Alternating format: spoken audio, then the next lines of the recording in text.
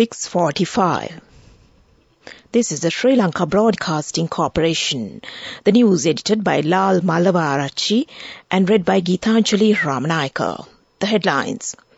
Intellectuals and political analysts point out that it is not fair to engage in trade union actions to win their professional rights by taking the general public to hostage. Measures have been taken to maintain a continuous and efficient public transport service today. Several railway trade unions decide to avoid the token strike. The Elections Commission is to meet tomorrow to discuss the next procedure. The Western Provincial Education Zone has postponed the third term tests scheduled to be held today. Foreign news, Russian jet collides with US drone over Black Sea. Sports, the Ireland team will tour Sri Lanka next month for a 2-match test series. News in detail. Intellectuals and political analysts point out that it is not fair to engage in trade union actions to win their professional rights by taking the general public to hostage. Although the trade unions have the right to fight for their rights, they have no right to cause inconvenience and harm to innocent general public. The government has taken prompt steps to rebuild the fallen economy with the support of the international monetary institutions. In such a situation, some political elements are attempting to gain political mileage by way of trade union actions. President's Counsel U.R. De Silva says that resorting to trade union actions, disregarding the special Gazette notice issued on essential services, will lead to many administrative problems in the future.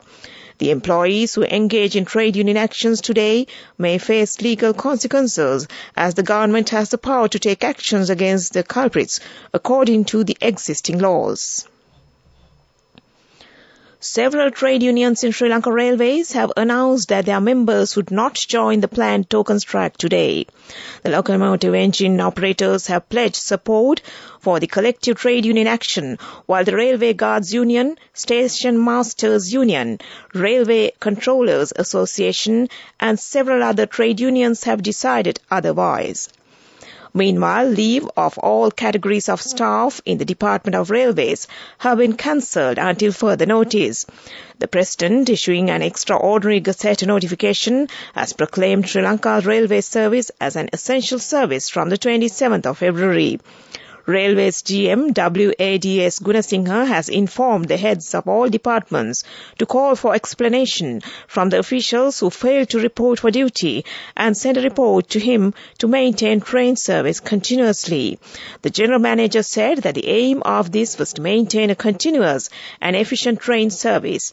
Railways Chief has notified all the heads of the departments to submit a report of the employees who do not report to work today after asking them to show cause. The President of the Lanka Private Bus Owners Association, Gamunu Wijeratna, says the private buses will be available today. The buses of the SLTB will also run as usual. This news broadcast comes to you from the Sri Lanka Broadcasting Corporation. Minister Dr. Bandula Gunawardena says that the laws will be enforced to the utmost against persons who violate orders regarding declarations of essential services. He said that it is confirmed through the Gazette notification issued declaring them as essential services. Speaking at the weekly Cabinet press briefing yesterday, the minister said that the government has taken these decisions with an objective of maintaining public services continuously for the well-being of the people. The government succeeded in ending the 12-hour power cut with great difficulty. It has ended where people had to wait for hours in queues to get fuel to their vehicles. People can buy fuel and gas without waiting in queues. He said that the Board of Directors of the International Monetary Fund is scheduled to meet on the 20th of March and it will approve the extended funding facility to solve the crisis in the balance of payments. The Elections Commission is to meet tomorrow in order to discuss the next procedure to be taken regarding the local government polls. Although the Secretary to the Ministry of Finance has been informed to release the necessary finance for the elections, no positive response has been received so far. The Chairman of the Elections Commission, Nimal Punchiheva, told SLBC that the next step of the Commission under these circumstances would be determined in the scheduled meeting. The Court of Appeal yesterday decided to appoint a 5-member bench to hear former President Maithripala Sirisena's writ application challenging a private plaint filed against him over the 2019 Easter Sunday terror attacks.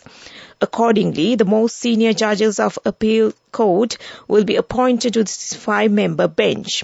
Further, the Colombo Fort Magistrate has been ordered to refrain from taking any action against the former head of the state pertaining to the said private plaint until a verdict is delivered following the writ application hearing.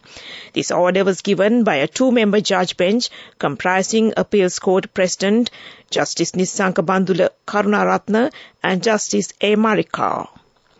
And that ends local news for now. The main news story is brought to you by Siddhalepa Vedamahatmya. The Parliament Select Committee is to make suitable recommendations for the expansion of higher education opportunities in Sri Lanka. The committee met recently under the chairmanship of Dr. Wijedas Rajapaksa and discussed the current conditions in the higher education sector and the changes that need to be made in detail. Representatives of the University Grants Commission, National Education Commission, Ministry of Education and other government institutions, university heads and scholars in the field of higher education presented their views at the committee meeting. The committee chair pointed out that basic structural changes are necessary to expand opportunities for higher education. He pointed out that it seems appropriate to establish a separate central authority to handle all the affairs of higher education and that one section of the authority that can be formed can deal with government university affairs and the other section can work on university registrations, regulations and other activities. And that was the main news story. The main news story was brought to you by Siddhalepa Vedamahatmya. Watch Life is brought to you by CIB New Year Bonanza. Special gifts and vouchers available till the 10th of April. Special discounts up to 20% on bank cards. CIB, excellence in customer care. The Western Provincial Education Zone has taken steps to postpone the third term tests, which was scheduled to be held today. The Western Province Education Director Srilal Noni says that the term test that was scheduled to be held today will be postponed until the 21st of March and 22nd of March. The examination to recruit graduates employed in the government service into the Sri Lanka Teaching Service will be held on the 25th of March. This will be held in 341 examination centres island-wide. Exam admissions have been sent to the applicants. Those who pass the examination will be recruited to fill the teacher vacancies prevailing in the national and provincial schools. And that was Watchlight. CIB New Year Bonanza. Special gifts and vouchers available till the 10th of April. Special discounts up to 20% on bank cards. CIB, excellence in customer care. World News Headlines. Russian jet collides with US drone over Black Sea. China reopening borders to foreign tourists for the first time since COVID erupted. And Bali plans tourist motorbike ban over misbehavior. A Russian fighter jet has collided with a US drone over the Black Sea, forcing the US to bring down its unmanned aircraft, the American military says. It says the drone was on a routine mission in international airspace when the two Russian jets tried to intercept it. The unsafe and unprofessional act by Russians nearly caused one of the fighter jets and the drone to crash, the US European Command added. US and allied forces will continue to operate in the area, it said. China is to resume issuing visas for foreign tourists for the first time since the COVID pandemic broke out 3 years ago. The major easing of restrictions comes after Beijing declared victory over the virus and retreated from a zero-COVID strategy that has hurt its economy. From 15th of March, foreign officers can process applications for Chinese visas. Visa-free entry will also resume in Hainan Island and Shanghai for cruise ships. The Indonesian island of Bali is planning to ban foreign tourists from using motorbikes after a spate of cases involving people breaking traffic laws. Governor Ivan Costa said tourists should not roam about the island using motorbikes without wearing shirts or clothes or helmets and even without a license. Under the proposal, tourists would use cars provided by travel agents instead. The plan has been divisive as tourists continue to recover from COVID losses. More than 171 foreign nationals have violated traffic orders from late February to early March. Back to the headlines of the world news. Russian jet collides with US drone over Black Sea. China reopening borders to foreign tourists for the first time since COVID erupted. And Bali plans tourist motorbike ban over misbehavior. And that ends world news. Development news. Cabinet of Ministers has granted approval to go ahead with a pilot project to install floating solar panel power plants on the surface of Kiri-Iban Vavar Reservoir and Chandrika Vavar Reservoir in the Rastnapura district. Under the Framework Convention on Grant Aid signed between the Republic of Korea and Sri Lanka in 2009, the Minister of Trade, Industry and Energy of the Republic of Korea has agreed to provide a grant amounting to 6.83 billion Korean won for the implementation of a pilot project to install a floating solar panel power plant with 1 megawatt capacity on the surface of the reservoirs. Korean Institute for Advancement of Technology is acting as the monitoring agency for the pilot project on behalf of the Korean government. And that was development news. On to sports news. The Ireland men's national team will tour Sri Lanka next month for a 2-match test series. The Sri Lanka cricket said the Ireland team is expected to arrive in Sri Lanka on the 9th of April this year. The SLC said that both games would be played at the Galle International Cricket Stadium. FIFA has switched the format for the expanded 2026 World Cup back to 4-team groups.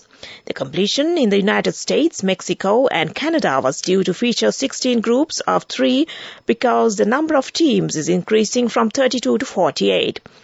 But the success of the 4-team format at the 2022 World Cup in Qatar caused the governing body to reconsider. The move expands the competition from its projected 80 matches to 104, including a new round of 32 stage. FIFA said the top 2 and 8 best third-placed teams would progress to the last 32. And that came to you in sports news. Senehase Dayada from NSB. NSB is proud to present the NSB Hapan account with a deposit of 2,000 rupees for all children born in March 2023 from NSB. Business News, sponsored by National Savings Bank, the safest place for your money. The Sri Lanka rupee closed at 336.341 to the US dollar yesterday in the spot market, down from 328 to the US dollar, dealers said.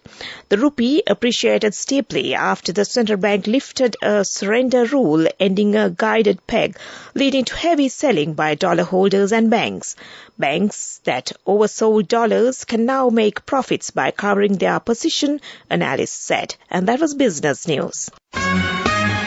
Business News, sponsored by National Savings Bank. Senehase Dayada from NSB. Commemorating International Women's Day and their 51st anniversary in March, NSB is proud to present the NSB Hapan account with a deposit of 2,000 rupees for all children born in March 2023. Enjoy a host of benefits throughout March. A tribute to motherhood and our future generation from NSB.